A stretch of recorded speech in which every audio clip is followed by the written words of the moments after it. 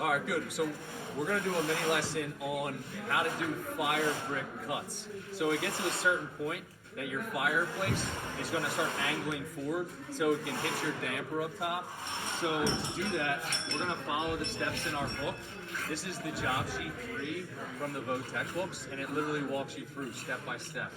All right, so first step, it says put a straight line on the ground. Before I start, a couple tools I'm going to need a pencil. I'm using a red pencil because they don't get washed away on the saw. You're going to use a wet saw. We're actually using a nice dry saw, an IQ saw, so it doesn't matter, but I use a red pencil. We got a bevel square. We got a 4-foot level.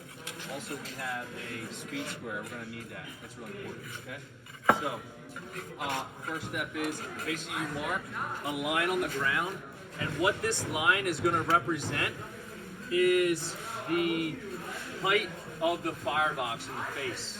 So I put the line on the ground, then I mark one point here. That's my 0. That's my firebox forward. And I'm going to mark the top at 38 inches. Your overall height is 38 inches? The overall height of your firebox is at 38 inches?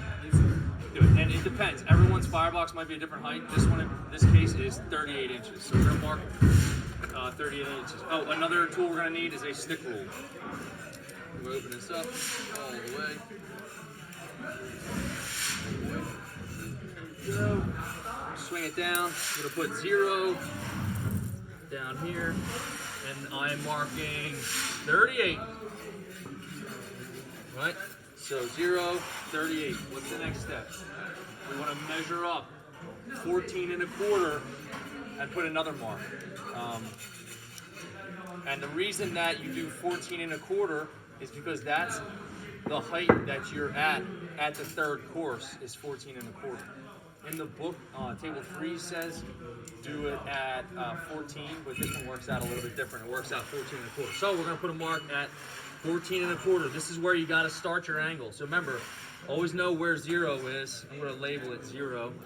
And then I'm going to mark 14 1/4. Just a little mark right there. And then the next step, I'm going to turn the page. It says to put a square at that 14 1/4 mark. And we're going to do a square perpendicular line off our straight line. And we're going to do it so it's 4.5 inches out. That 4.5 inches is going to represent that extra 4.5 that you add when you put the damper on, for those that are doing this traditional fireplace layout. So we're going to go 4.5 over. And you know what I'm going to do first? I'm going to do my square line over first. Because I wanted to do 4.5, but I didn't know where to mark 4.5 because I didn't have a line there. So what I'm going to do is, I could even mark it on the speed square, but since the speed square is up in the air a little bit, I like to just be more accurate and lay this thing nice and flat. So I'm going to go 4.5, put a mark. All right, there's my mark at 4.5. And now, I don't even need the book because at this point, because I know what we're doing. But the last step of this is to connect the dots to the top, to the 38 from the 4.5. And what that's representing that back wall, the back wall. And then what's going to be left over is going to be the angle here. So I'm going to connect the dots. I'm going to put that there. Put that there. I'm going to connect these dots. And that gives us the angle for the back of the fireplace. And what we're going to do is we're going to check it, or we're going to use this bevel square to then get that angle, and then we're going to use this bevel square in this angle. All right, I make sure that I put the bevel square this side down because if you try, I think this hits, I think. Anyway, I'm going to lay the bevel square down, and then I'm going to put it there to that angle. I am going to hold that tight, and that is my angle for the back of my firebox wall. Right?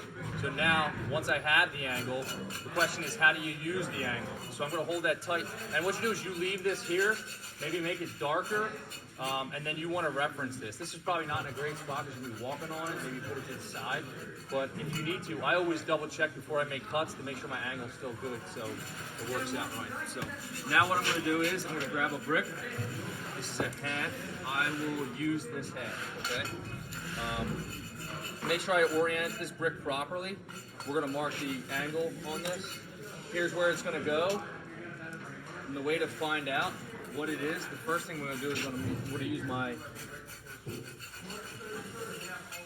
2-foot level here. And I'm gonna run it along the back of this wall, flat, and I put this mark, and that just represents this back wall.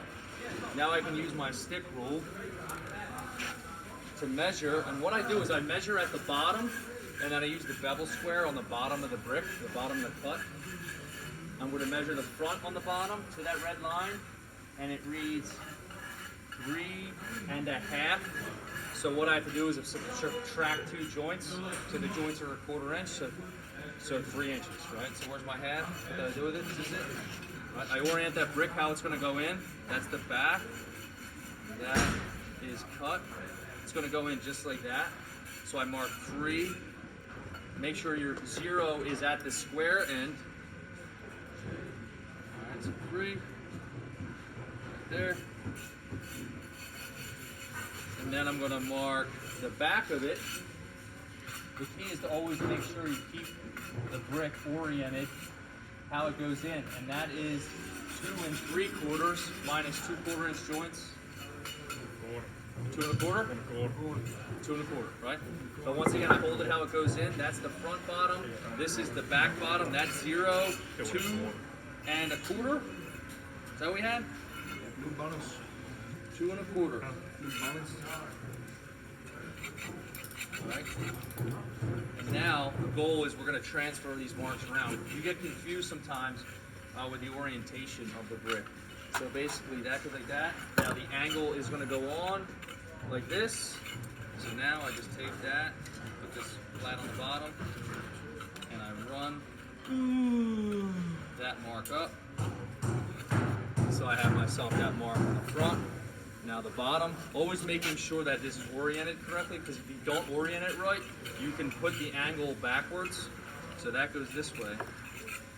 And this one goes on the front. Keeping the bottom of the bevel square nice and flat with the bottom of the brick. Now that gives me my other angle on the back. Then I connect the dots here.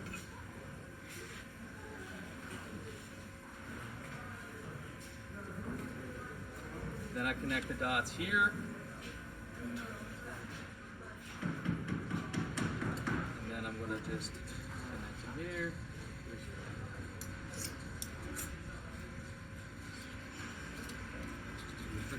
Good. So I connected all the dots everywhere. So basically, that's the front, the top, the back, the bottom. And what that is a compound miter cut. This has 2 angles you got to cut at the same time. All right, so all these angles you've been cutting so far have been single angles. This one's going to be 2 at once. So it's going to be a little bit more difficult, especially on the saw. We're going to have to hold it to the angle. These are a little bit more challenging. And make sure that you just cut it so we don't cut all the line off. All right, so now I'm going to try to give this a cut and then put it back in. When I cut this, I'm going to cut it and try to leave the line on for you guys so you can see to make sure that it's correct. Because what happens is when you cut the line off, you don't know whether it's correct. Cut in the line in half. Yeah. So definitely a little difficult. So I'm going to go give this a cut. All right. I'll be right back. You got the musk? Can I see the ear musk, please?